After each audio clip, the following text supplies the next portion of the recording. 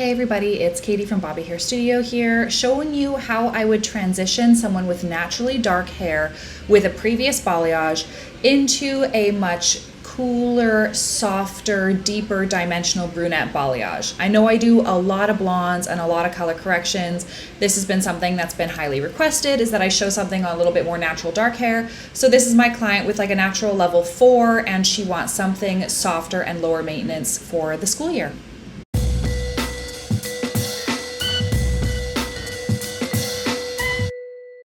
Also, here is my setup today. I have my Fremar foils, where I've also included a discount code for you guys to use, my power painter brush, and I have my lightener. Now, because she still needs her hair to be blended between the dark and the light that she currently has, it's been a year since her last session, I'm going to be still using lightener to create some foiling and create some dimension here, but we're not actually trying to lift her super bright. So this foiling pattern here is going to be split up into a few different sections here to maintain the fact that this is going to be low maintenance but still very blended. So here is the bottom section that I'm going to be starting with, and what I'm doing here is I am taking chunkier pieces, but I'm backcombing them a lot, and I'm backcombing them from far down the hair. And what happens is when you backcomb from higher up, you're backcombing less of the hair away, so you're going to have a harder demarcation line and you're going to have less blend.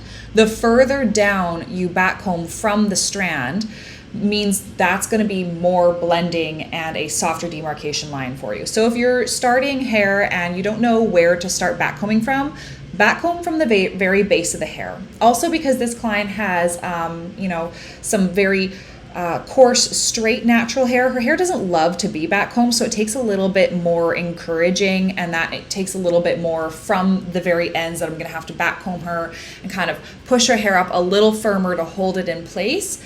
But as you can see, using the backcombing and using my power painter brush and flicking in an upwards motion towards where I want it to blend is what's going to give today's look a super soft blended look. And I'm very happy with today's look. I didn't have to do a shadow root or anything like that. Just the blending between the backcombing and using my power painter brush the proper way has created a really soft dimensional blended look. So I have cut out pieces here so that you don't have to watch me foiling the side that you can't see. I'm only really showing pieces that I have good footage of. So what you'll notice is that I work from one side to the other and then I connect in the middle. I have a video that I have just uploaded that does this on light hair as well, where you can probably see it a little bit better. But what this does is it ensures that I have a symmetrical look from one side to the other. And that's how I like to do the back of the hair. I don't want to work all the way up one corner and then do the next corner entirely if I'm going to be doing strategic placement like this. And what I'm doing with the placement here is I'm taking chunkier pieces and I'm backcombing them not as close up to the scalp, because I want to have a very, very soft grow out, but I still want to maintain a lot of dimension in these pieces. When you're going lower with your contrast with the colors, let's just say you're going from like a level 4 to a level 6, that's only 2 levels of contrast. So if you still want to be able to see the difference between those two colors, you do need to create chunkier, beefed up pieces so you can see the difference between them, especially when she curls her hair. So what's nice about these beefier pieces is that she'll be able to see when she curls her hair, these underneath pieces are still very soft. They grow out nice and slowly. They don't have a hard root line, and she doesn't need to come in for a full head for a whole nother year. If she wants to come in for a half head and get the top parting area of her hair done and around the face, she can get that done and won't need to have the underneath side done because it's done so softly. So you can also see that I'm painting in V's and W's in this hair, and I'm not painting straight up and straight across a line. That's another way to prevent having a hard demarcation line. You always want to make sure you paint in peaks and valleys so that even if you detangle the hair after it's been de-backcombed, that you won't see any straight across hard lines where you did paint up to for an entire section. Now what's in the bowl is lightener and my lowest possible developer here. And I don't need a high developer because I don't want to lift her to a level 9, 10. I only really want to lift her to like a level 7.5, 8. And the reason why I do want to lift her a level past what she's going to be toned down to is because the picture she showed me was a little bit more of a neutral, natural brunette. It wasn't a super rich, warm brunette. If it was a rich, warm brunette, I would lift her to exactly the level she's required to be at. But I do want to cancel out some of that extra warmth and goldenness. So I'm going to lift her to a kind of deeper yellow, more of a lighter gold color.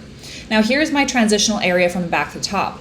From the back area, I have those chunkier foils that are painted a little further down from the scalp. And now towards the top, I'm taking smaller weaves and I'm painting closer up towards the scalp.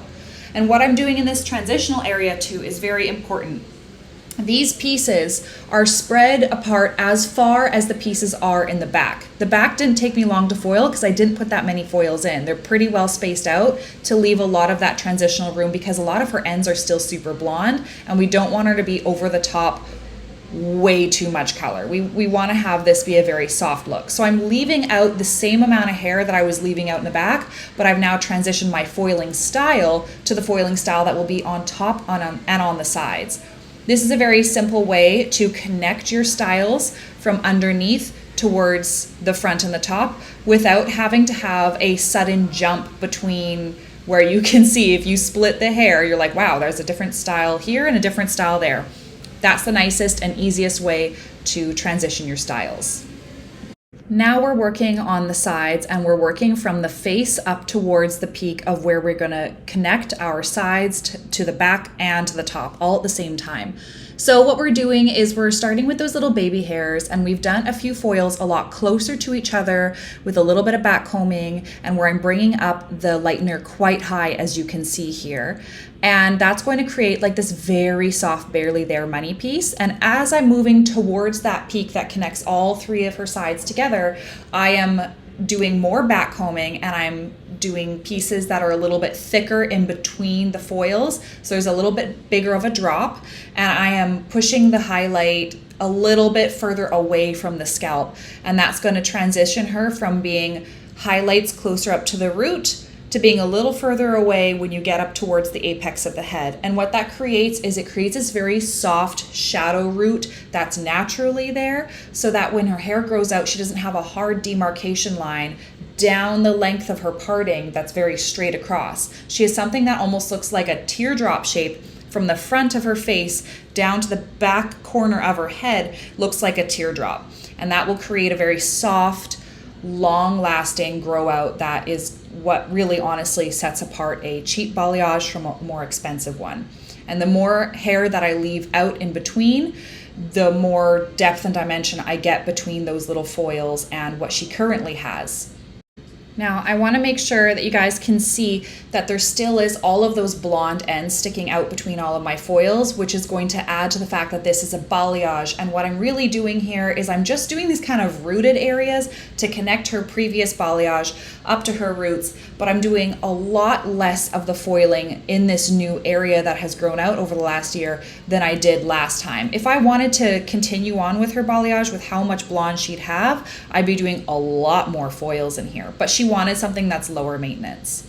So now I'm starting up on the top and my foiling that I'm doing on the top is going to be extremely backcombed and I'm taking pieces done like, you know, down the mohawk of her hair. I'm trying to leave out a decent amount, you know, with the not the low light, the weave out, I guess. I'm going to call that a low light, but the weave out is going to be a decent amount, but I'm not really leaving out giant chunks like what I did in the back and along the corners of the sides because I don't want to have any Kelly Clarkson stripes.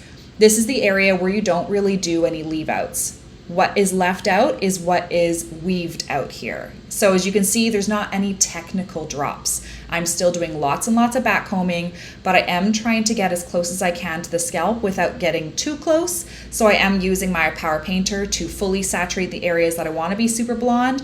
And then I am flicking up towards the top. And sometimes in these slightly thicker sections and bigger pieces, I'm going to be doing this W shape or V shape formation with my painting so that I don't run into the occurrence of getting a really chunky looking piece. Because even if you do back comb and you do flick up, if you do straight across and everything's comes up just as high as everything else in that foil, you're still going to get a piece that you can see. And so that's something that I'm really happy with the hair that I did today, is that the blending is just so beautiful. So now that you know how the top is done, I'm basically just going to skip ahead to my toner, and I'm going to show you how this hair looks washed out and detangled without a toner, so you can see how good that blending is. But one quick thing to note is that my last few foils, just up at the front of the face, I do stack together a little closer, I do a little smaller weave, and I do a lot less that's left out between the weaves, just to give her this very natural, soft, money piece that's closer up to the front of the scalp, and that gives her, again, that really soft grow out. And now you can see here how soft this is. This is no root shadow, just detangled her and washed her out of the sink. And you can see up close to the front, she has a couple more visible foils, but they're still very soft and blended. And towards the back, you can't even see where they start, and this hasn't even been toned. And we really wanted to keep something that was low maintenance because, you know, she's a teenager. She doesn't want to be coming in here all the time. And this is going to still give her some of that really soft dimension that allows for a way better grow out than being super solid blonde. Now here is her toner formula. I'm mixing it with a Blonde Me 7 volume, and I'm using the deep toners, Nougat and Deep Chestnut, in the Blonde Me line. So I'm gonna go ahead with my 2 stars and a wish while you see me toning her here. My first star today is, as I've talked about it earlier, my blending. I love my blending. I think it was really great. I'm definitely gonna utilize this a lot more with all these little things that I did. I was very methodical about my blending today, and I'm really happy with that. My second star today was that I did not overfoil her hair. And, you know, being a blonde specialist, it's easy to go overboard and do too many blonde foils, but what you'll see is in the end result is it's super, super soft, and I didn't overfoil her at all. Then my kind of wish, it's not really a wish, but her inspo photo had a little bit of a cooler and about a level darker with her toner formula, but I'm actually glad that it didn't end up being like that, because my client, when I saw her face when I was drying her hair, she was so happy with her color. And I asked her, I'm like, do you want me to make this cooler and darker? She's like, no, I love this. So I'm actually glad that it didn't go as dark and as cool as I intended it to be, but if I wanted it to be, I would add in maybe a level 7-42 into my formula in the Vibrance line, because that has a beige and an ash tone into it, and it goes a little darker than you expect it to make more of maybe that cool mushroom brown. Anyways, I'm going to show you guys the results now. Here is her color. You can't even tell where it starts, you can't tell where it ends, but it is a super beautiful, soft way to do a brunette balayage that's going to last somebody at least a year. And if you want to update on this, you just do it once a year, and you just do some more baby lights into it. Anyways, that's the end of my video today. Let me know what you guys think, and I'd love to hear in the comments what your thoughts were on the 2 stars and wish and the formulas. Make sure to like and subscribe so you can follow along for all of my other tutorials. Have a great day, guys. Thank you.